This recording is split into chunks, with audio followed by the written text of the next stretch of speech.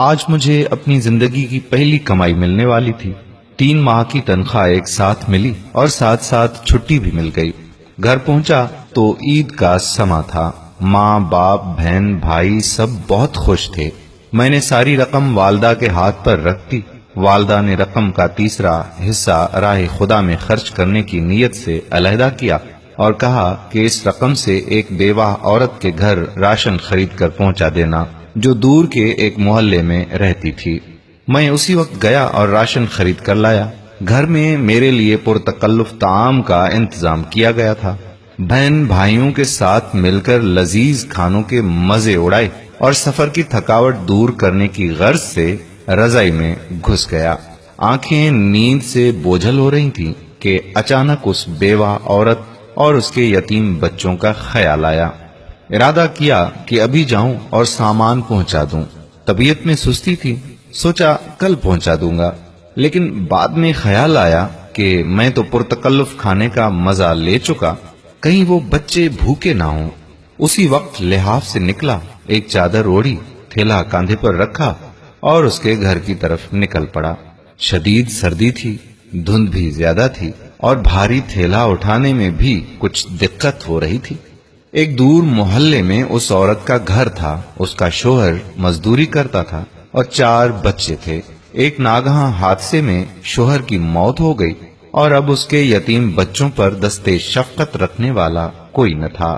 قسمت بھی بہت ستم ظریف ہے، کبھی ایسے لوگوں کو لپیٹ میں لے لیتی ہے جن کا خدا کے سوا کوئی نہیں ہوتا۔ خیالات کا ایک سمندر لیے اس بیوہ عورت کے گھر کے باہر پہنچا۔ گھر کیا تھا بلکہ ایک خرابہ تھا۔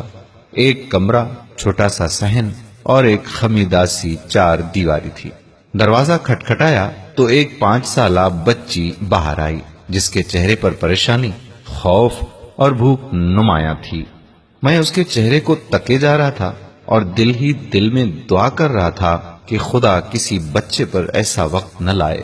اس بچی نے ایک پرانا سا جوڑا پہنا تھا اور شدید سردی میں ایک پھٹی پرانی جرسی پہنی ہوئی تھی۔ پاؤں برہنہ تھے، وہ بھی اس سردی میں کہ پیروں کو جما کے رکھتے۔ میں نے کچھ کہے سنے بغیر راشن والا تھیلا زمین پر رکھا۔ تھیلے کو دیکھتے ہی وہ بولی، کیا اس میں کھانے کا سامان ہے؟ یہ سننا تھا کہ میں حیران ہو گیا۔ ایک بار پھر اسی بچی نے یہی سوال دہرایا۔ میں نے مثبت انداز میں سر ہلایا۔ وہ بچی خوشی کے مارے چیختی چلاتی ماں کی طرف بھاگی اور یہ کہے جا رہی تھی کہ امی فرشتہ آ گیا، فرشتہ آ گیا امی۔ اور پھر 2 اور چھوٹے چھوٹے بچے خوشی کے مارے دروازے پر دوڑے چلے آئے، کبھی مجھے دیکھتے کبھی اس تھیلے کو، اور خوشی سے لوٹ پوٹ ہو جا رہے تھے۔ میری آنکھوں سے آنسو رواں ہونے لگے، ہونٹ کپ کپا رہے تھے اور جسم میں ایک سرد لہر سی دوڑ رہی تھی۔ خدایا، یہ کیا ماجرا ہے؟ کیوں یہ بچے مجھ گنہگار کو فرشتہ سمجھ بیٹھے ہیں؟ انہی سوچوں میں غلطان تھا کہ ایک خاتون جو ان کی ماں تھی دروازے پر آئی اور دروازے کی اوٹ میں کھڑی ہو کر دھیمی سی آواز میں یہ کہنے لگی کہ میرے بچے 2 دن سے بھوکے تھے۔ غیرت گوارا نہیں کر رہی تھی کہ کسی کے آگے ہاتھ پھیلاؤں۔ میرے مرحوم شوہر بھی محنت مزدوری کرتے تھے مگر کبھی کسی کے آگے ہاتھ نہ پھیلایا۔ ان کے چلے جانے کے بعد ان کی دیکھ بھال کرنے والا کوئی نہیں۔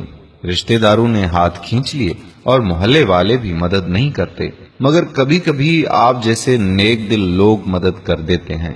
میں 2 دن سے بچوں کو یہ کہہ کر بہلا رہی تھی کہ ایک فرشتہ آئے گا اور ہمارے لیے کھانے کا سامان لے آئے گا، اس لیے یہ بچے آپ کو فرشتہ سمجھ بیٹھے ہیں۔ اس عورت نے خدا کے حضور شکرانے کے چند کلمات ادا کیے، مجھے ڈھیر ساری دعائیں دیں اور شکریہ ادا کیا۔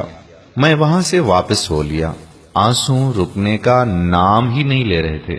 زندگی میں کبھی خود کو اتنا پرسکون محسوس نہیں کیا جتنا آج کر رہا تھا، اور اندازہ لگایا کہ ایک بے بس انسان کی مدد کرنے سے جو روحانی سکون ملتا ہے وہ کسی اور کام میں نہیں۔ میرے پیارے بھائیوں اور بہنوں، ہمارے ارد گرد ایسے بہت سے غربا ہوتے ہیں جو مستحق ہونے کے باوجود کسی کے آگے ہاتھ تک نہیں پھیلاتے، مگر مدد کرنے والے ہاتھوں کے وہ منتظر ضرور رہتے ہیں۔ 2 وقت کی روٹی ہی ان کا کل جان ہوا کرتی ہے۔ ایسے لوگوں کی مدد کرنی چاہیے، چاہے وہ 1 وقت کا کھانا ہی کیوں نہ ہو۔ تو اپنے آس پاس کے غربا پر نظر رکھیے، اور جو بھی آپ کو اس طرح کے غریب نظر آتے ہیں دل کھول کر ان کی مدد کیجیے اور دلی اطمینان اور سکون حاصل کیجیے اور اللہ رب العزت کو راضی کیجیے۔ اس ویڈیو کو ثواب کی نیت سے شیئر ضرور کیجیے گا۔